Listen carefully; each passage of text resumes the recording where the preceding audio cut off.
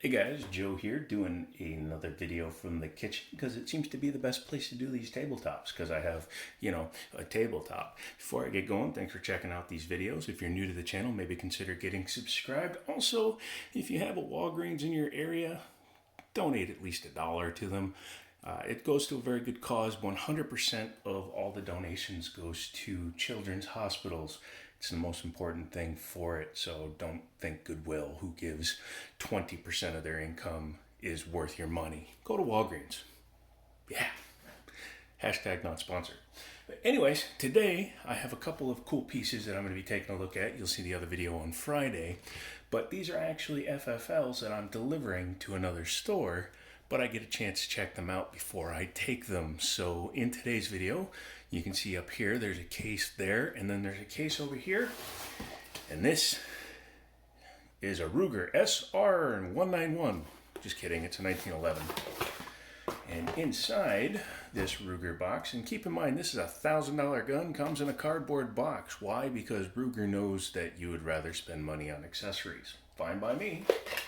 But in this box we have a stainless steel Ruger 1911, and we'll take a look at that in a second. But let's start with the box.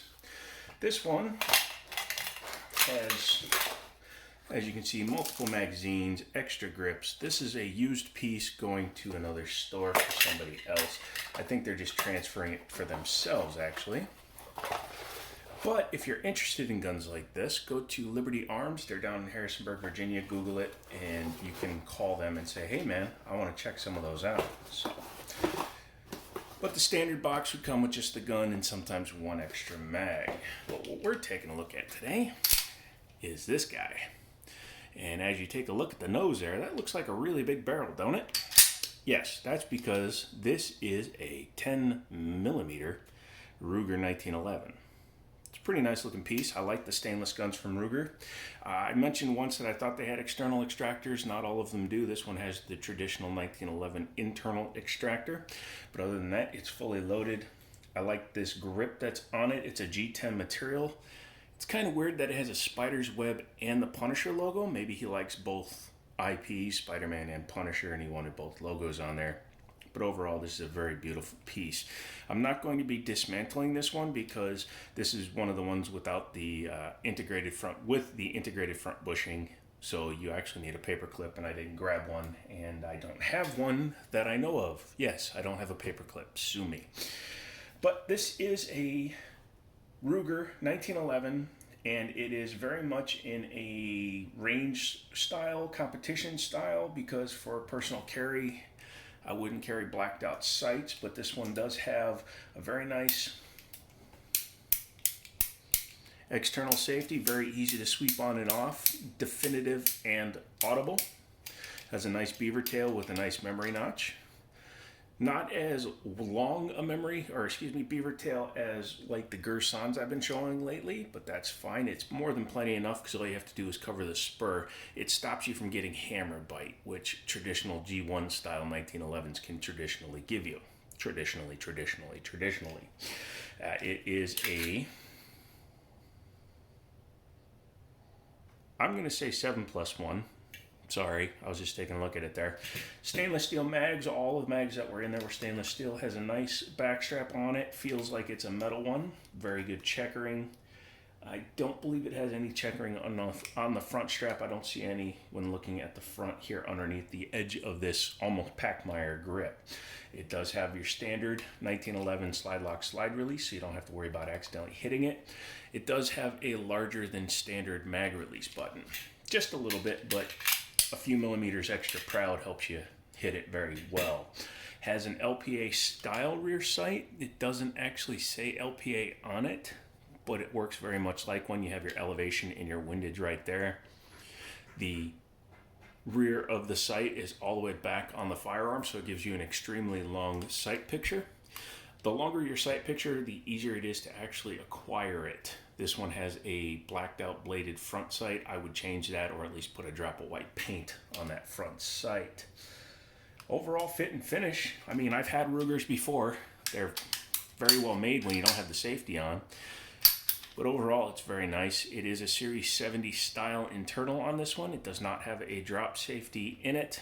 And again, If you can see there on the guide rod, this is a full length one on this one because of the style of the bushing, is one where you have to pin it in order to lock the spring back to take the slide off, and this is not my firearm, so we're not doing that today. It has a very nice barrel. It's a flared barrel, obviously to match the end of the slide here. Trigger, single action 1911s, don't get much better than this. It is a fully adjustable trigger, however he has it adjusted so that it stops immediately. Means the play on this is almost non-existent.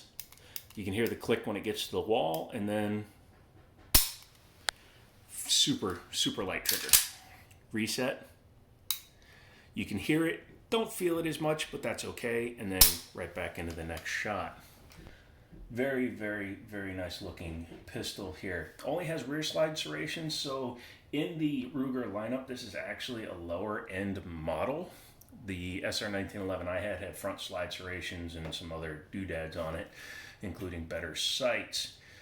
For the money though, they seem to be a really nice pistol. Now Ruger SR1911s start in the $800 range and can go up as high as $1,400-$1,500 in the SR line, depending on the number of options and features you put on it.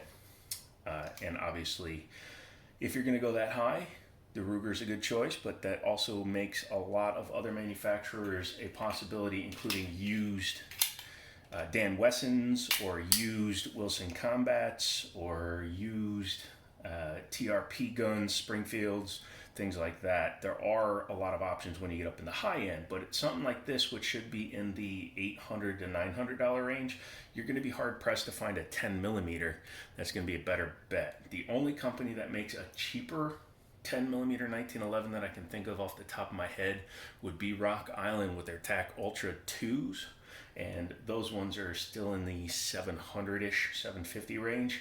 So if you'd rather have a known name like Ruger, although let's face it, Rock Island is a very well established brand now, but if you'd rather have Ruger's name because that's what you're paying for, then this may be the way to go. Also, if you want one in stainless, I think Ruger, it makes the best finish for their stainless, because this isn't just a bare stainless finish. It's sandblasted and then it's protected, so it looks really nice and it should hold up very well.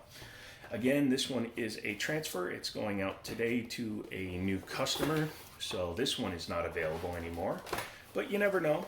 Keep your eyes open, keep your ears peeled, and let us know. We were able to pick up like $15,000 in inventory during the last online special, so we should have plenty of firearms coming in. Glocks, Rugers, Smith & Wessons, a lot of ARs. So Google it, Liberty Arms, Harrisonburg, Virginia. Tell them I sent you and get a good deal. So that's about it.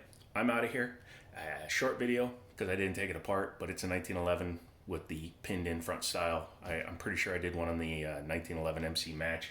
Check that out. Otherwise, come back for the next video, and as always, I'll talk to you later.